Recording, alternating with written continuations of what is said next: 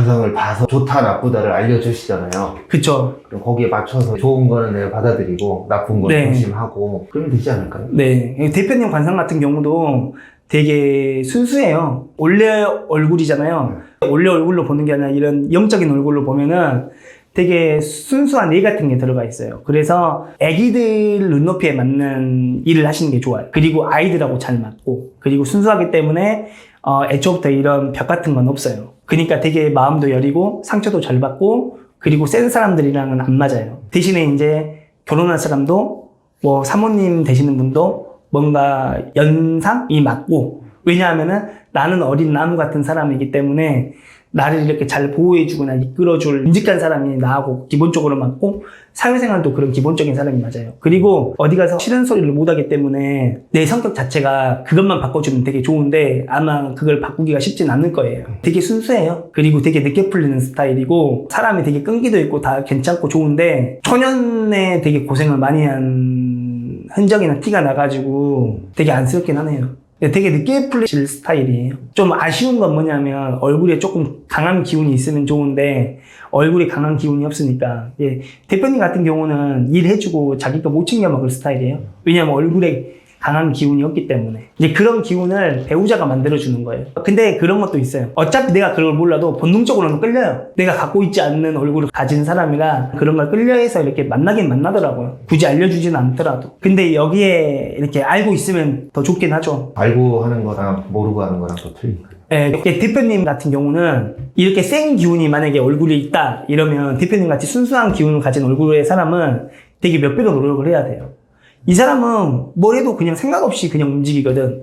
왜냐하면 그 기운이 자신감을 갖다 주기 때문에. 물론 그런 것도 있어요. 그 기운이 너무 과해서 자만심으로 번질 경우도 있어요. 그러면 꼭대기에 있다가 한 방에 훅 내려가요. 기본적으로 기운이 세면은 자신감이 있고 뭐든지 하거든요. 나이까지 어려. 그러면 되게 패기가 좋아요. 그러면 나 대출 이만큼 받아가지고 한번 힘든 사업 한번 해볼래. 약간 이럴 수도 있는데, 여기서 성공하면 인생 한 방에 훅 가는 거고, 실패하면 훅 떨어지는 거고, 대부분한 사람들이나 기가 센 사람들은 이걸 그냥 한단 말이에요. 순수한 사람들, 도덕적으로 완벽해야 된다는 결핍 있는 사람들은 대출도 나쁜 짓거리 아니야? 약간 이렇게 생각을 해서 아무것도 안 해요. 노력을 하긴 하는데 오래 걸리죠. 그렇죠. 네, 얘네들은 막말로 까놓고 부스터를 사용하는 건데 우리는 부스터를 사용하지 않고 그냥 한 발 한 발 오뚜기처럼 걸어가잖아요. 바꿀 수는 있어요. 바꿀 수는 있는데 되게 그게 오래 걸려요. 내 얼굴이 어떤 얼굴이고 나한테 어떤 게 부족하다는 걸 알고 피나는 노력을 해야지 당길 수도 있고 바꿀 수도 있는데, 사실 그런 사람들은 거의 보지를 못했어요. 그런 경우는 어떤 경우냐면, 나 우리 아버지하고 그냥 못 살아. 근데 우리 아버지가 갑자기 로또에 당첨되거나 사업이 대박 났어. 그럼 내 인생도 같이 피는 거예요. 그렇죠. 근데 주변에서 뭔가가 이루어지고 그게 나한테 영향을 줘야 돼요. 그러지 않으면 내 순수한 노력만으로는 힘들어요. 갑자기 피하는 경우는 없어요. 그래서 결론은 뭐냐면, 운은 바꿀 수가 없다. 바꿔지지가 않는다. 타고난 건 정해져 있다는 얘기죠. 타고난 건 정해져 있어요. 어느 정도 기본적인 거는. 그걸 바꿔주는 게 뭐냐면, 내가 어떠한 사람들을 형성해서 그 사람들로부터 어떠한 영향을 받았을 때 내 인생이 바뀌는 거예요. 예를 들면은 나는 다단계 안 해. 그거 나쁜가 이렇게 얘기했는데 내 주변에 다단계로 돈을 받은 사람들이 포진해 있어. 그리고 막 나한테 설득을 해. 근데 내가 살기가 없어. 그러면 쉽게 휘둘려요. 나는 살기도 있어. 저 사람 말 절대 안 들을 거야. 이러면은 강단 있게 나가는 거겠죠. 내가 내 주변에 어떤 사람들을 포진해 놓느냐에 따라서 인생이 달라져요. 사람의 운은 바뀌진 않지만 내가 내 주변에 어떤 사람들과 어떠한 인간관계를 형성해 놓고 내가 그들을 어떻게 이용해 먹느냐에 따라서 내 운은 바뀔 수도 있다라는 전제를 깔아놓는 거예요. 하지만 사람은 쉽게 바뀌지 않는다. 그리고 특히나 얼굴이 하나인 사람은, 이렇게 한 겹만 쓰는 사람은 주변에 내가 어떤 사람들을 많이 포진해놔도 들어먹질 않아요. 그리고 얼굴이 한 개인 사람이 그런 주변에 여러 사람을 둔다는 것 자체도 말이 안 돼요. 그러니까 결론은 중요한 건 뭐냐면, 일단 얼굴이 여러 겹인 게 좋아요. 이런 사람들이 되게 성공할 확률이 높아요. 인간관계도 되게 폭이 넓고, 통나무 인간관계에 의해서 정보 같은 것도 많이 들어와요. 우리가 책을 읽는 이유가 뭐예요? 뭐 문장력을 답습하려고 정보를 얻으려고 그런 게 아니라, 가장 궁극적인 목표는 나를 표현하는 위함이잖아요. 이 책을 읽었을 때 이러한 정보가 들어온다. 이래서 좋더라. 나는 이 책에서 얻은 정보를 바탕으로 세상을 살아가겠어. 책 한 권 읽어서 세상 사는 법을 많이 배우진 않아요. 차라리 그럴 바에는 어떠한 연륜을 가진 분하고 대화 한번 해보는 게 나아요. 책을 읽는 이유는 뭐냐면 나를 조금 더 능숙하게 표현하기 위해서 누구한테 인간관계 형성할 때 책을 읽는 것도 중요하지만 사람들하고 원만한 대인관계를 형성하는 게 중요하죠. 근데 요즘 세상에는 그게 힘들어요. 그렇기 때문에 사람들이 인터넷상에서 그걸 하는 거예요. 인터넷상에서 너무 심하게 하잖아요. 그쵸, 너무 심하게 하시죠. 네.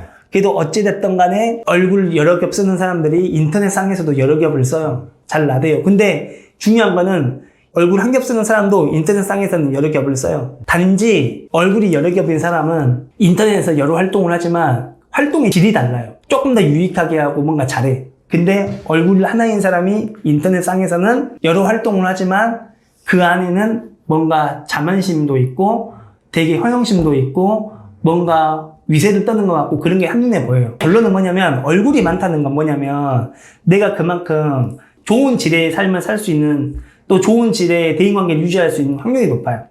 그러니까 어쨌건 얼굴이 많은 게 좋습니다. 얼굴이 좁은 것보다는. 어렵네요. 아, 그쵸, 어렵죠. 네.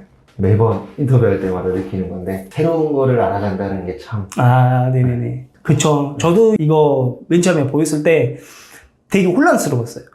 예를 들면 사람 얼굴이 이렇게 압축되어 있는데 앞쪽에는 뭔가 선명한데 뒤쪽에 뭐가 약간 이렇게 흐리게 이렇게 쭉 길게 빠지더라고요, 얼굴이. 근데 자세히 또 보면 뭔가 이렇게 겹으로 돼 있어. 근데 이걸 어디 가서 얘기하면 미친놈이라고 할 수도 있잖아요. 어떻게 하면 다른 사람들이 내 말에 믿어줄까 했을 때 가장 쉬운 방법은 이걸 논리적으로 이론화 시켜놓으면 돼요. 저는 그나마 이론화 시켜놓으려고 노력을 했는데 이래도 설명이 부족할 수도 있어요. 미친놈이라고 할 수도 있습니다. 왜 미친놈이라고 하는지 아세요? 기존에 정의 내려놓은 것들을 부셔버리려고 하면은 그 사람은 미친놈이 되는 거예요. 그렇죠.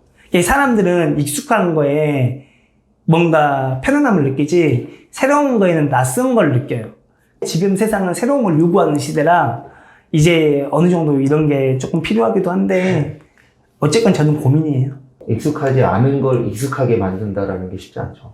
그쵸. 항상 세상은 두 가지가 충돌해요. 음하고 양, 밝음하고 어둠, 여성하고 남성 이런 게 예전에는 그런 게 분리가 안 돼 있었어요.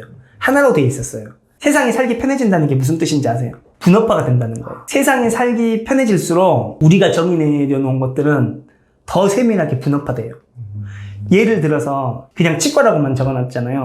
근데 세상이 발달할수록 임플란트 전문치과, 보철 전문치과, 또 어린이 전문치과 이렇게 분업화되잖아요. 세상이 더 잘게 여러 가지로 이렇게 쪼개지는 거예요. 지금 그런 세상에 살고 있고 앞으로는 더 잘게 쪼개져요. 우리가 병에 걸렸다. 이건 무슨 차이인지 아세요? 이쪽에 있는 것들이 이쪽으로 넘어온 거예요. 위에 어떠한 물질이 들어오면 안 되는데 들어왔어. 그건 뭐냐면은 병이 나는 거예요. 어디가 아프다는 건 뭐냐면 여기에 있어야 될 것들이 이쪽으로 넘어온 거예요. 예를 들어서 출혈이 생겼어. 근데 그게 위로 들어와 버렸거나 어디로 이렇게 이탈해서 들어와 버렸어요. 그러면 그건 아픈 거예요. 여기 있어야 될 게 이쪽으로 와버렸다. 그러면 그거는 문제가 있는 거예요. 여기 이쪽 댐에다가 물을 가둬 놨단 말이에요.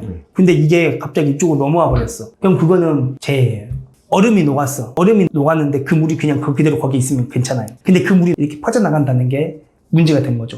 그러니까 정상이라는 건 뭐냐면 항상 그쪽에 뭔가 그 자리에 있어야 되는 것들이에요. 이런 것들이 뭔가 변형이 생겨가지고 이렇게 이동을 한다거나 이렇게 옮겨지면 그건 재해가 되고 그건 병이 되는 거예요. 얼굴도 마찬가지. 관상 보러 오면은 가장 많이 뭘 물어보세요? 이 사람 어때요? 하고 저는 잘 먹고 잘 살 수 있을까요? 미래에 대한 불안감이에요. 그리고 하나는 뭐냐면 이 사람 어때요는 뭐냐면 애초부터 상처받기가 싫은 거예요. 정은 고픈데 외롭기는 한데 고독하기는 한데 사람을 만나고는 싶은데 상처받기는 싫어. 내 마음을 깨끗하게 다 이렇게 만들어 놓은 상태인데 저 사람한테 상처받아서 내 마음이 어지럽혀지는 게 싫어. 이거는 약간 자존심이 센 사람들이에요. 상처받기 싫은 거하고 내 마음이 나중에 흐트러지는 게 싫어하고는 달라요. 정말 나는 깔끔하게 불륜을 저질러도 깔끔하게 불륜을 저지르고 싶다. 주인 마인드예요. 불륜을 저지르고 싶지만 너는 어디까지나 내 남자가 아니라 나의 종이야. 약간 이런 마인드.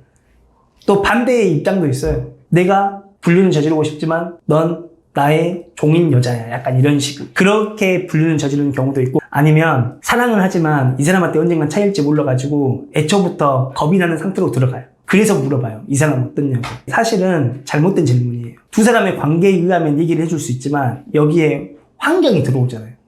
그런 환경까지는 다 물어봐야 돼요. 뭐 하는 사람이에요? 인간관계는 어떻게 돼요? 당신은 뭐 하세요? 약간 이런 식으로. 이제 그런 것까지 알려면 사주를 봐야 되겠죠. 근데 사주도 그런 것까지 얘기해 주진 않아요. 복잡하네요. 그러니까 환경이라는 게 치고 들어오니까 복잡한 거예요. 인간은 환경에 영향을 받는 동물이라서 이건 어쩔 수가 없어요. 그러니까 보통 사람이 살면서 내가 누군지 몰라요. 저도 살면서 제가 누군지 모르거든요. 나에 대해서 안다는 게 되게 중요해요. 저도 제가 점을 보러 다니거나 뭐 사주를 보러 다니거나 막 이러면 그 이유가 뭐냐면 내가 잘 먹고 잘 살 수 있을까? 나는 앞으로 어떤 일이 벌어질까? 미래에 대한 궁금증도 있지만은 나를 몰라서 이렇게 점을 많이 봤던 것 같아요. 근데 관상도 마찬가지예요. 우리가 관상 보는 이유는 제가 이 껍데기로 살지만 이 껍데기가 진짜 제가 아니라는 거죠. 뒤 너머에 있는 또 다른 나는 어떤 사람일까를 한 번쯤은 되게 고민해 볼 필요는 있을 것 같아요. 사실 진짜 나가 중요하거든요. 앞으로는 세상이 되게 급격하게 바뀌어요. 한 가지 얼굴로는 못 살아요.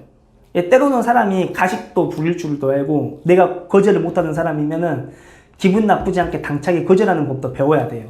그러려면은 지금 나 말고 또 다른 나를 만들어서 살아가야 되거든요. 사람들은 한 가지 얼굴로만 태어나진 않았어요. 여러 가지 얼굴이 있는데 내가 어떤 얼굴을 어떻게 꺼내서 쓸 수 있느냐를 좀 이렇게 생각해 보셨으면 좋겠어요. 오늘 고생 많이 했습니다. 네, 감사합니다.